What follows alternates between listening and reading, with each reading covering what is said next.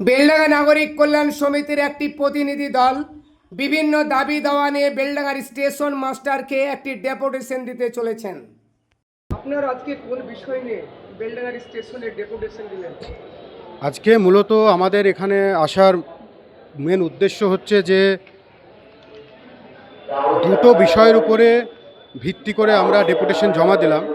সেটা হচ্ছে যে আমরা রিসেন্টলি দেখেছি যে একটা ইস্টার্ন রেলওয়ে ডিপার্টমেন্ট থেকে একটা নোটিশ বের করেছিল, যেখানে বলা হয়েছিল যে মেমুগুলো চলছে সেগুলোকে রিপ্লেস করে ইএমইউ ট্রেন চালানো হবে। সেটার মূলত তার ক্যাপাসিটি হচ্ছে 150 কিলোমিটার পর্যন্ত চলবে, তারপরে আর চলবে না। তাকে আধ ঘন্টা বা 1.25 ঘন্টা হোল্ড করে কৃষ্ণনগরে রাখা হবে এবং সেম ট্রেনকে অন্য নাম্বার দিয়ে আবার সেটাকে চালানো হবে কৃষ্ণনগর থেকে লালগোলা পর্যন্ত। তো এটা একটা আমাদের একটা বড় সমস্যা, যেটা আমাদের থাউজেন্ড অফ প্যাসেঞ্জার যারা ডেলি প্যাসেঞ্জারি করছে তাদের জন্য একটা কঠিন পরিস্থিতি এবং খুব সমস্যার সম্মুখীন হবে বলে আমাদের মূলত উদ্দেশ্য হচ্ছে এই সিদ্ধান্ত যাতে না নেওয়া হয়। তার জন্য আমরা বেলডাঙ্গা নাগরিক কল্যাণ সমিতি স্ট্রংলি অবজেকশন জানাচ্ছি। যদি সেই সিদ্ধান্ত ওনারা স্থগিত না করেন তাহলে আমরা পরবর্তীতে মাস প্রোটেকশনে নামবো, মাস প্রোটেস্ট করব এবং তার এগেনস্টে আমরা যেখানে যেখানে যা কিছু ডেপুটেশন জমা দিতে হয় দেবো। এটা হচ্ছে মূলত নাম্বার ওয়ান। দ্বিতীয়ত হচ্ছে যে আপনারা জানেন যে শিয়ালদা বা কলকাতা থেকে যে লালগোলার ডিস্টেন্সটা সেটা হচ্ছে নিয়ার অ্যাবাউট 230 কিলোমিটার, মানে 230 কিলোমিটার, যেটা একটা বলা যায় যে 8 ঘন্টার সফর।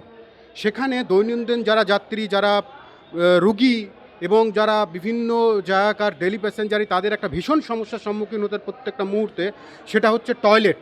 তো কখনো এই ইমু ট্রেনগুলো কোনো টয়লেট ব্যবস্থা থাকবে না। তাই আমাদের দাবি আছে এটাই সেকেন্ড, সেটা হচ্ছে যে যেন প্রত্যেকটা মেমু ট্রেনে যেন টয়লেট ফেসিলিটিস দেওয়া হয়, যাতে করে সাধারণ যারা যাত্রী রয়েছে আমাদের পুরো শিয়ালদা কলকাতা লালগোলা যে রুটটা, সেখানে সমস্ত প্যাসেঞ্জার যাতে করে কোনো সমস্যার সম্মুখীন না হয়। যেহেতু 8 ঘন্টা সফর, তাই প্রত্যেকটা কোচেই যেন আমাদের টয়লেট ফেসিলিটি দেওয়া হয়, এটা আমাদের মূলত দ্বিতীয়ত দাবি। সেই উদ্দেশ্যে আপনারা দেখছেন এখানে আমরা যে ডেপুটেশনটা এখানে লিখেছি, সেই ডেপুটেশনটা এখনই আমরা স্টেশনের মাস্টারের থ্রু দিয়ে সরাসরি আমরা জেনারেল ম্যানেজার যিনি রয়েছেন ইস্টার্ন রেলওয়ের, তাকে আমরা এই ডেপুটেশনটা জমা আর কি দিয়েছি। এইমাত্র উনি রিসিভ করে দিয়েছেন, এখানে দেখুন রিসিভ করে উনি নিয়েছেন, টাইমও দিয়ে দিয়েছে।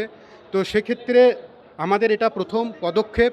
দ্বিতীয়তে আমরা অপেক্ষা করব, যদি এর বিরুদ্ধে যদি আমরা দেখি যে কোনো রকম আমাদের এই ডেপুটেশনের কোনো রকম ওরা যদি কোনো কার্যকারিতা না করে বা যদি এরকম পজিটিভ নেতিবাচক পদক্ষেপ না নেয়, তাহলে আমরা পুনরায় আবার বড় ধরনের প্রত্যেকটা রেলওয়ে স্টেশনে আমরা তার বড় ধরনের একটা আন্দোলনে নামব। এবং অলরেডি বিভিন্ন রেলওয়ে স্টেশনে জমা পড়েছে ডেপুটেশন এবং সকলেই মানে স্টেশন ম্যানেজাররা তারা রিসিভ করেছে এবং তারা পজিটিভ তেনারা মুচলেকা দিয়েছেন, পজিটিভভাবে ওনারা আমাদেরকে কপ করেছেন। এবং আপাতত পরবর্তীতে আমরা প্রত্যেকটা যতগুলো আমাদের স্টেশন রয়েছে পুরো আমাদের মুর্শিদাবাদ থেকে শুরু করে নদিয়া থেকে শুরু করে লালগোলা সব জায়গাতে আমরা আবারও ডেপুটেশন দেবো, মাস প্রোটেকশনের নামবো।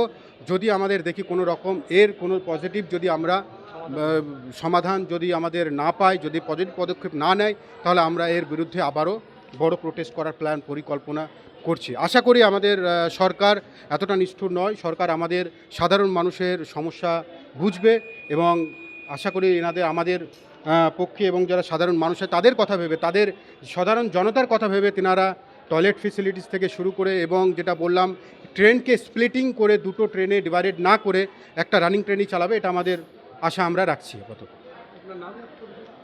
আমি হচ্ছি অধ্যাপক জার্জিস হোসেন, আমি তারকেশ্বর ডিগ্রি কলেজে অধ্যাপনা করি। তো আমি প্রথম থেকে শুরু থেকে আমাদের একটা বেলডাঙ্গা নাগরিক কল্যাণ সমিতি যেটা ফরমেশন হয়েছে তারই আমরা একজন সদস্য আমি। এবং আমাদের এখানে সেক্রেটারি রয়েছে চন্দন, উনি হচ্ছেন আমাদের সেক্রেটারি, জয়েন্ট সেক্রেটারি।